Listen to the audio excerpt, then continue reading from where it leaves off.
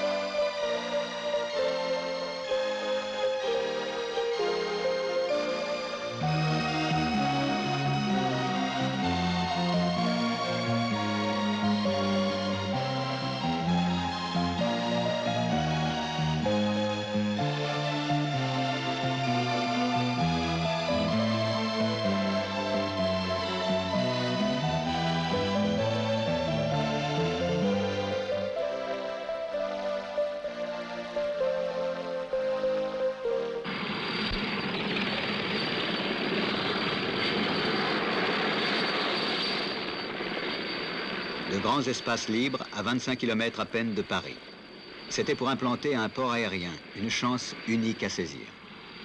Et c'est le mérite de quelques hommes que de l'avoir saisi.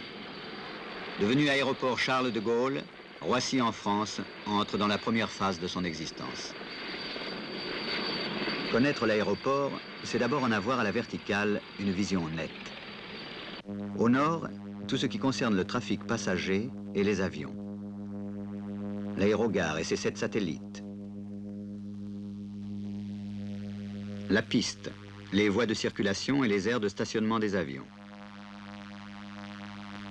La zone d'entretien avec les hangars et ateliers d'Air France et de l'UTA. Au centre, la zone technique et la zone centrale groupant l'une et l'autre des bureaux, services et installations essentielles à la vie de l'aéroport. Au sud, enfin, la zone de fret, ses aires pour avions, ses aérogares, ses entrepôts. Irriguant l'ensemble, un réseau serré de routes pour les passagers et les usagers de l'aéroport. Aux lignes de cars et d'autobus s'ajoutera bientôt une desserte par voie ferrée. Tel est le visage du Roissy d'aujourd'hui.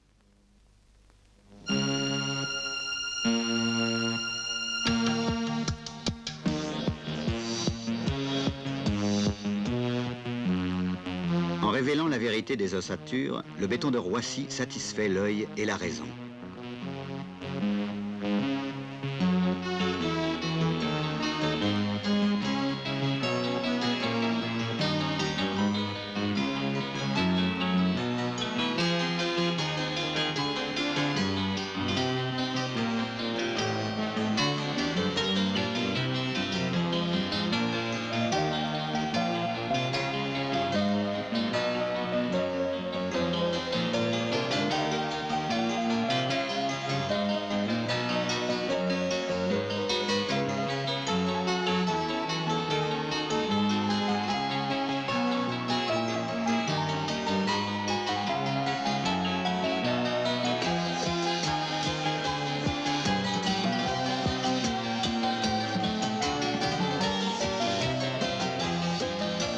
Souvent, l'architecture, ici, met en jeu des éléments modulaires dont les reliefs rythment différemment l'ordonnance des façades.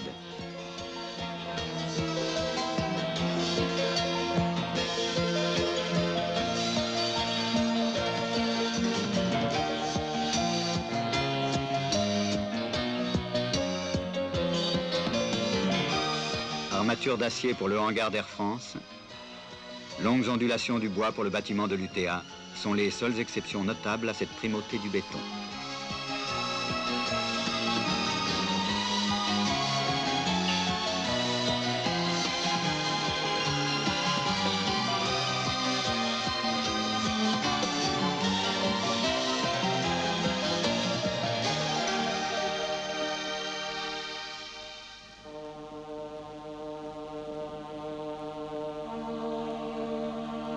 Beauté des formes, mais aussi des surfaces.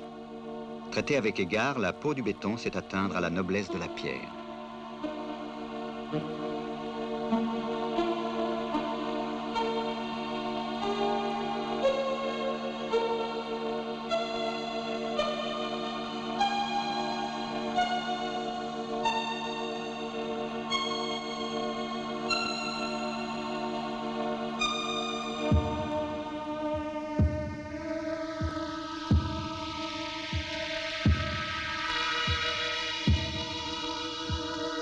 Réduite à son principe, l'aérogare, à la manière d'un cœur, aspire les passagers qu'elle répartit sur la couronne des comptoirs des compagnies.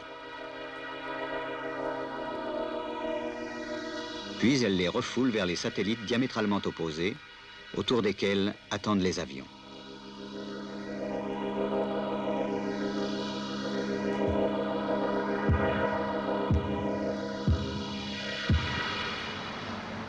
Pour réduire la marche des passagers, l'aérogare accueille les véhicules à l'intérieur même de son bâtiment central. Cet accueil est possible à plusieurs niveaux. À l'étage départ, proprement dit, à l'étage inférieur dit boutiquaire, ou encore à l'un des 4 étages de parking qui couronnent le bâtiment. Dans tous les cas, les passagers ont un accès facile et rapide au comptoir de leur compagnie. À partir de là, un trajet sans fatigue, puisqu'effectué pour la plus grande part sur tapis ou trottoir roulant.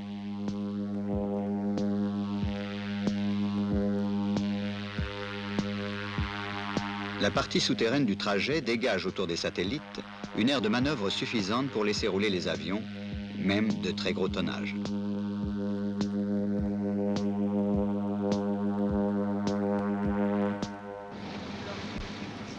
Prêt pour le voyage? Alors parcourons ensemble ce circuit départ. Vous êtes par exemple en voiture particulière. On vous dépose au niveau départ, près de la porte affectée à votre compagnie.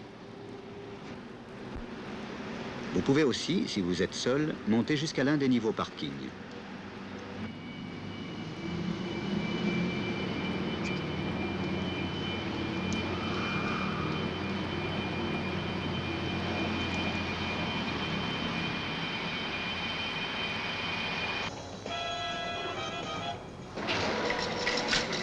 Vous vous retrouvez au niveau départ avec les autres passagers au comptoir de votre compagnie. And 2 grandchildren. And your baggage are here? It hasn't come in yet. L'enregistrement effectué, le tableau départ vous indique le numéro de votre satellite. Airways 115, embarquement immédiat, satellite numéro 3. Le tapis roulant le plus proche vous fait franchir le vide central jusqu'à l'étage supérieur.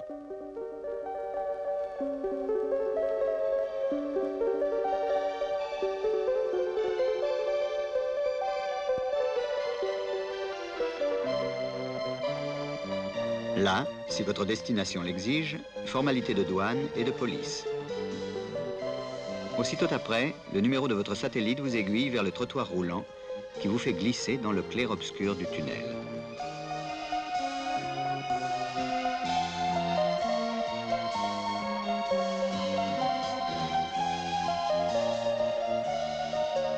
Et vous vous retrouvez dans le satellite, îlot baigné de lumière, lieu de rencontre de tous les pays du monde.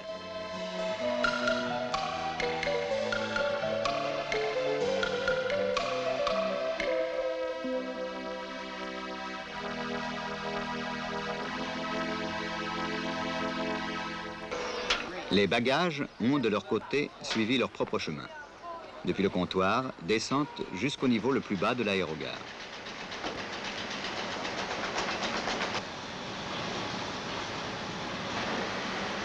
Aiguillage par un système de tri automatique qui les répartit par vol.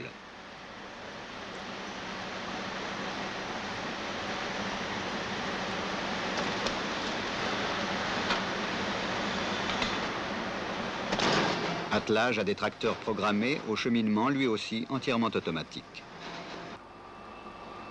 Émergence en surface au niveau bas des satellites.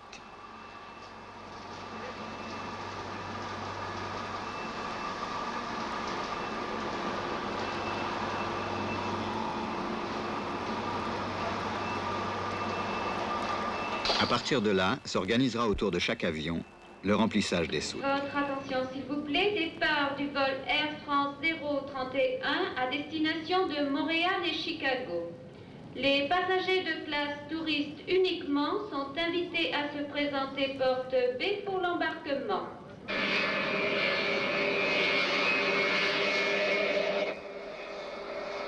L'avion roule sur l'un des 4 ponts qui franchissent l'autoroute. Derrière lui, les voies de circulation et la piste, 18 km d'une dalle continue de béton.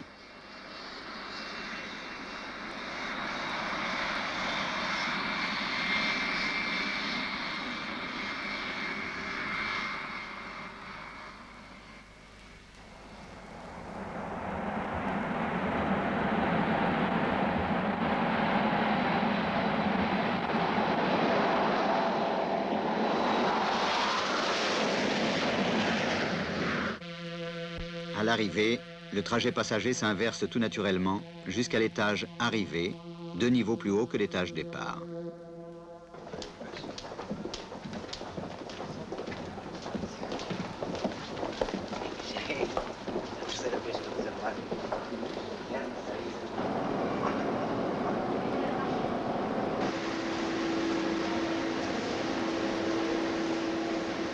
Au terme du chemin, récupération des bagages qu'un élévateur a hissés depuis le niveau bas jusqu'au carrousel affecté à votre vol. Une fois franchi la douane, le point de rencontre favorise retrouvailles et rendez-vous.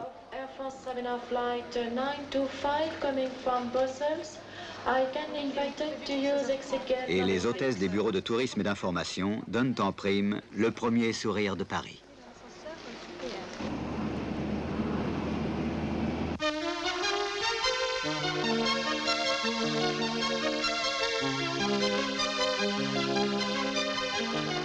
La fluidité voulue de la circulation s'étend au domaine entier de l'aéroport. Les entrelacs des dessertes routières répondent à un but bien précis, étagés sur des niveaux distincts, les visiteurs et employés d'une part et les passagers de l'autre.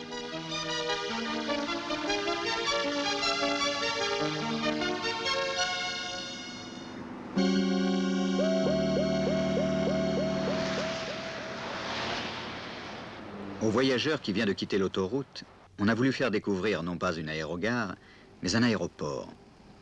Les volumes successifs des bâtiments viennent à sa rencontre, entrecoupés de massifs de verdure qui préfigurent l'aspect du site lorsque des milliers d'arbres y auront poussé.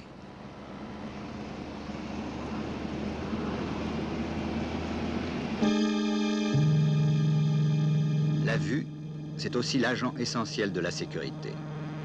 La vigie la plus haute du monde plonge sur l'aéroport et ses extensions futures.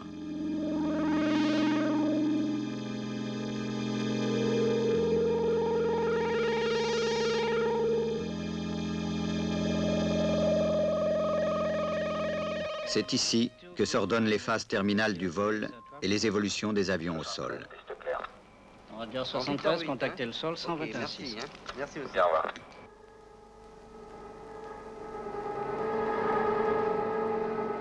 Pour les phases plus lointaines, le radar prolonge idéalement la vue. Le départ Nevers Fox 31 monté vers le niveau 66-0. Roger, Japan 405, you are clear to descend to flight level Ok, 60. 122 Papa, 3000 pieds QNH chez Yankee 31 et transpondé.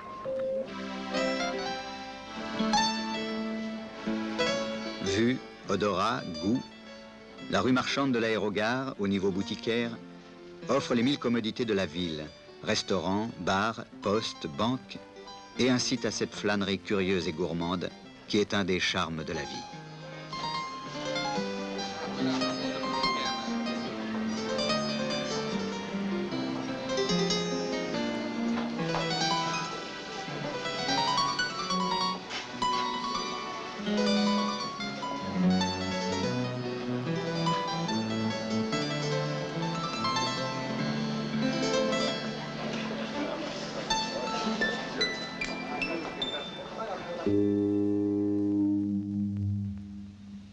Vous avez l'avion qui arrive de Los Angeles à 14h30. Vous faites le nécessaire pour accueillir les personnalités. D'accord? Merci. Qu'on passe à Roissy ou qu'on y travaille, La présence toute proche du trafic aérien serait vite une gêne si l'insonorisation des bâtiments n'avait été poussée à un très haut degré. Parois épaisses, vitres enchâssées dans le béton, font de l'isolation phonique une évidente réalité.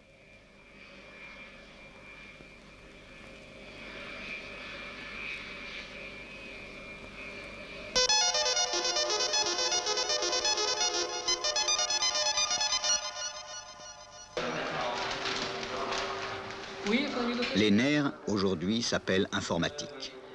Le cerveau opérationnel de l'aérogare gère les activités de cet organisme sensible et diffuse à l'intention de tous, passagers, compagnies, services, une information instantanée, omniprésente, captée à tous les niveaux par des centaines de terminaux.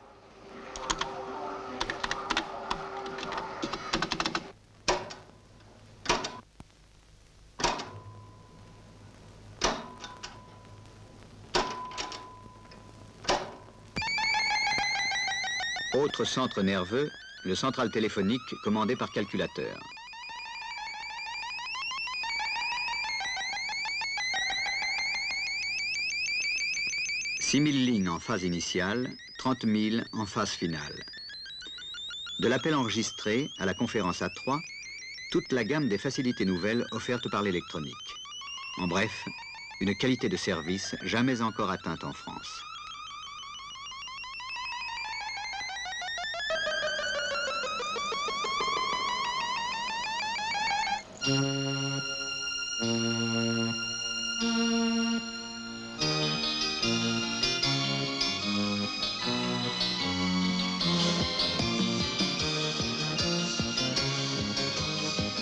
La nourriture dont l'aéroport est friand, c'est l'énergie.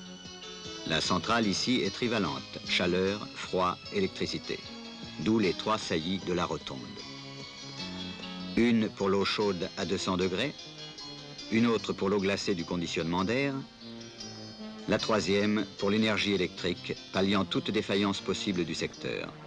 Assez de puissance disponible pour éclairer une ville comme Lorient.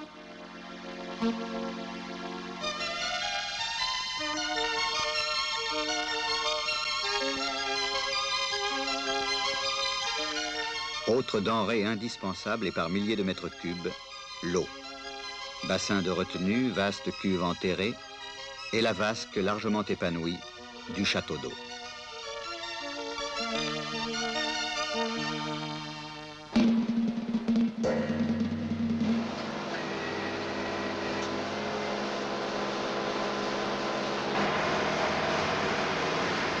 Développer à une échelle inusitée la zone de fret de Roissy, c'était pour Aéroports de Paris un acte de foi dans l'avenir. Acte de foi d'ailleurs raisonnable, puisque le fret aérien progresse à un rythme soutenu et puisque Paris constitue, pour 1000 raisons, une plateforme idéale de distribution. Sur 300 hectares, une capacité d'accueil sans précédent en Europe. Plus de 15 compagnies en activité dans les bâtiments portuaires qui longent les aires de stationnement.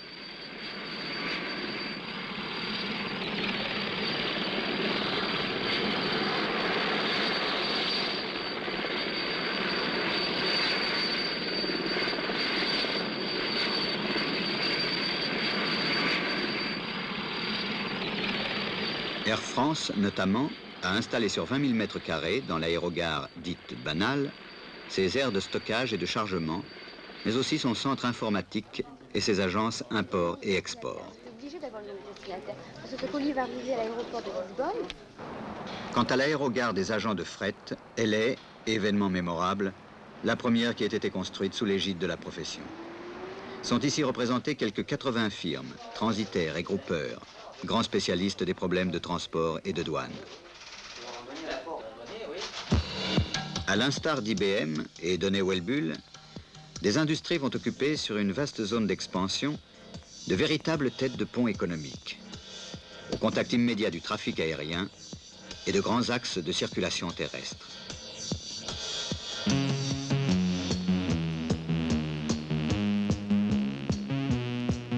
Le fret aérien, moins familier au grand public que le transport passager, mais combien plus mouvementé, avec ses véritables balais mécanisés. Les déchargements et rechargements des avions dans des temps surprenants. 2 heures par exemple pour un Boeing 747, pourtant capable de transporter 100 tonnes.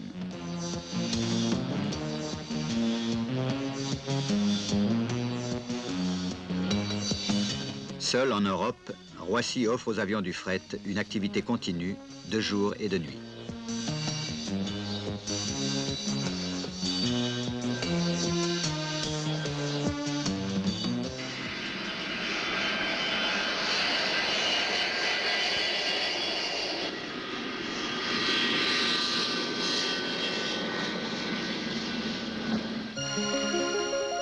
L'aéroport Charles de Gaulle aime à se présenter comme une machine à prendre et faire prendre l'avion. Ceux qui l'ont conçu et ceux qui l'animent ont pour souci constant que cette machine soit à la mesure de l'homme.